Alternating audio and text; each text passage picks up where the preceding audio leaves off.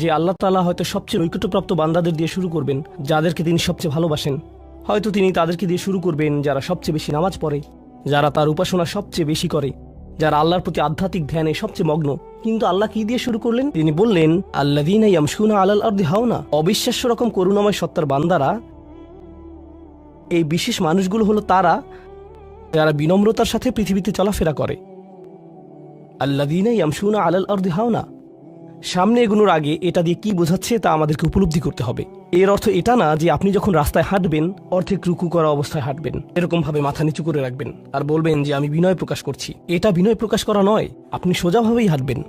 আপনি মানুষের সাথে তাচ্ছিল্য সহ কথা বলবেন না। আর আলাল আরদি, এই ধারণাটি হলো যেখানেই যান, হয়তো ঘরে থাকতে পারেন, হয়তো কাজে থাকতে পারেন, হয়তো শিক্ষা প্রতিষ্ঠানে থাকতে পারেন, হয়তো আপনার কর্মচারীদের সাথে কাজে আছেন, হয়তো আপনার নিয়োগদাতার সাথে কথা বলছেন, হয়তো কথা বলছেন শিশুদের সাথে, অথবা কথা বলছেন বড়দের সাথে, হয়তো আপনার বাবা মায়ের সাথে কথা বলছেন, হয়তো এটা অন্য কেউ, হয়তো এটা মুসলিম হতে পারে অথবা অমুসলিম। যখনই মানুষের সাথে কথা বলেন এক ধরনের বিনয় থাকতে হবে। যেভাবে আপনি তাদের সাথে কথা বলবেন, কাউকে মূল্যহীন বোধ করাবেন না আপনার কথার দ্বারা।